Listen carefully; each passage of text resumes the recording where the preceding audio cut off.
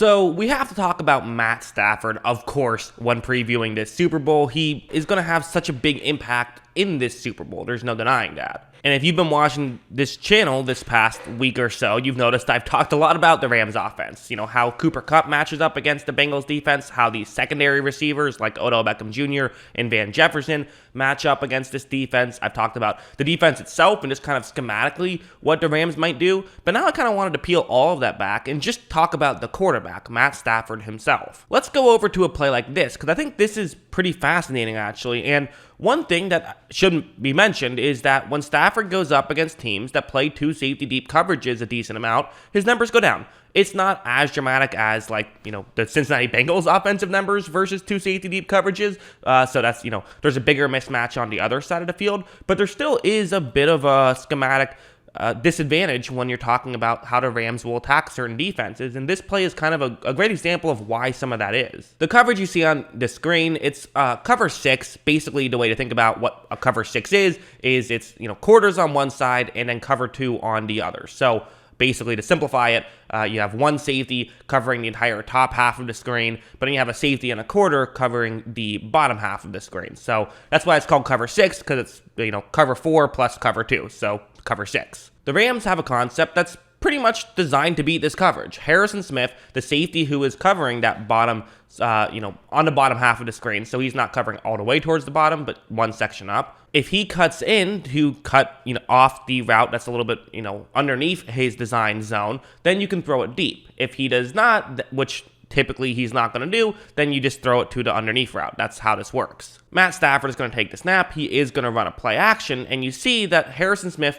hands this off perfectly. He's a smart player. He's a good player. He does this stuff. So Patrick Peterson actually is now trying to take on Odell, but there's a window you can make this throw to. What you can't do is throw it deep. That option has been taken away by Smith reading the defense well, reading the offensive scheme well. So good job by Smith, but for Stafford, you have to be smarter than this. And I think sometimes Stafford, he is great at getting safeties out of position using his eyes, but I think one of the issues is he kind of maybe sometimes believes he can do no wrong in that category, and when there's two safeties deep, it's a lot more difficult to get them both out of position, and that's where he can start to turn the ball over. Watch him. He is going to throw this ball down the field, and that is going to be an interception. Now, luckily for the Rams in this situation, both, the first two playoff games they played, they didn't play any of those style of defenses. Tampa Bay and the Cardinals both mostly play one safety deep. The 49ers do play two safeties deep, and honestly, the offense didn't perform as well in that game, but luckily their defense performed well. And now, going over to a play like this, I want to be clear, it doesn't just have to be against a cover 2 zone or a cover 6 or a cover 4. It can happen against cover 3 as well, but it's kind of the same logic, and it's more likely to happen against cover 2, because this is the zone buster designed to beat cover 3 zone. And watch how right when this play begins, it kind of was set up as though it might be a 2 safety deep coverage, but it was disguised, ends up being cover 3, and you can see how Stafford could potentially make this throw, but this is a tough throw to get the ball into, and if he tries to make these throws too frequently, it could be bad news. Watch how Stafford does take this chance, and this is going to get intercepted right there. Not the best decision from Matt Stafford, I think. So basically, the point is that, hey, Stafford has to play more disciplined in the Super Bowl than he has played at times. Obviously, you still want him to take some chances because they do work out a lot as well, but just be a little bit more aware of that kind of stuff. Now let's go over to the other side of the ball, the Cincinnati Bengals. They're playing cover 3 on this play, so there you go. They might end up playing some cover 3 in this game if the Rams do run the ball, which I think would be a bit of a mistake by the Bengals, because as I've shown you, they can certainly light up a cover 3 zone. But anyways, whether it's cover 2 or quarters or cover 3, these types of plays can work really well against zone. What you see Pittsburgh doing, a lot of underneath stuff, right? Look at how right when this play begins, what you're going to see is that the underneath stuff isn't really that open. You could have made a throw quickly and gained a few yards, and that might be what Stafford has to do. But when you do this kind of stuff, it's just difficult. It's hard to get an entire drive to go this way. And we're going to see this on both sides of the ball, which is very fascinating. It's going to be an interesting chess match. It might not be the, high-flying offensive game that, I think a lot of, especially casual fans, really enjoy. But I think this will be a very fun game in its own right. Ben Roethlisberger on this play elects to not take the check down and instead just chucks it to Claypool, who was not ready, and it gets intercepted. So there you go. But again, you take that stuff out of the game, and Stafford could then start taking some chances, which could result in turnovers. So that's why I'm bringing up this play, is we saw Roethlisberger, who is clearly not a young player, although he's always kind of been a gunslinger.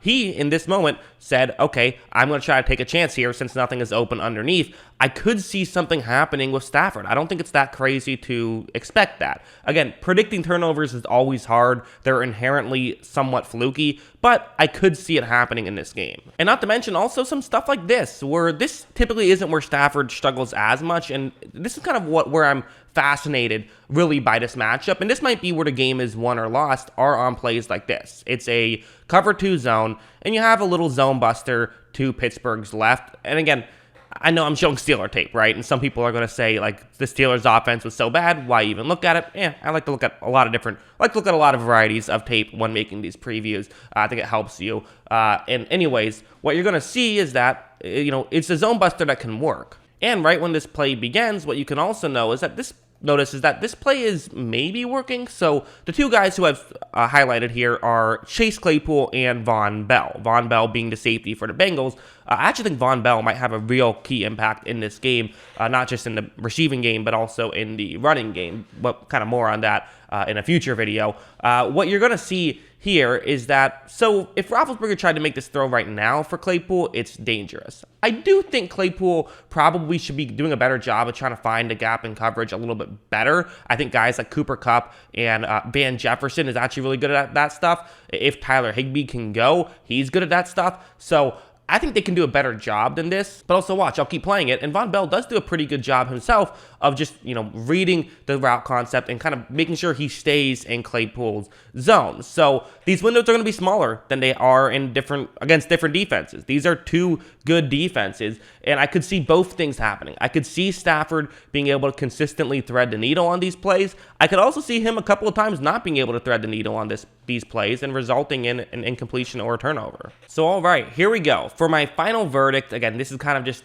every time I make one of these preview videos, these are all the videos that I have made. I give a ranking at the end from 1 to 5 on, who I think gets the advantage schematically on this stuff, and then also, how big of an advantage is it? So for Matt Stafford, I'm actually giving a +3 to Cincinnati here. I think that the turnovers could be an issue. I do. And I think that it's interesting because, the Rams secondary receivers, I have as advantage Rams here in the matchup. Kupp versus their zone coverage, I have as advantage Cincinnati. So Odell Beckham Jr. is probably going to get open in this one, and it's probably going to be those guys that are going to be the guys who have to move the ball down the field for the Rams. I still currently have a massive advantage for the Rams here, largely due to their offensive line and defensive line, and also kind of the way that the Bengals match up versus the Rams defense. But for right here, this is where I'm going with, and again, I could totally see this not being an issue whatsoever. I think there is a world where Matt Stafford doesn't turn the ball over, and I've just wasted my breath on this video, but these are the kind of defenses that we have seen Matt Stafford have some of his bad. When Matt Stafford has had bad games, it's oftentimes been because of defenses like this. So that's the area where you have to be cautiously, awaiting this Super Bowl if you're a Rams fan, and that's where you're cautiously optimistic if you're a Bengals fan that you can get a turnover or two, because you might need it in this game, and turnovers might be the difference in this one. So yeah, that's what I think about Stafford and how he matches up against the Bengals defense. What do you guys think? Let me know in the comments below. Always love hearing from you, and of course, as always, thanks for watching.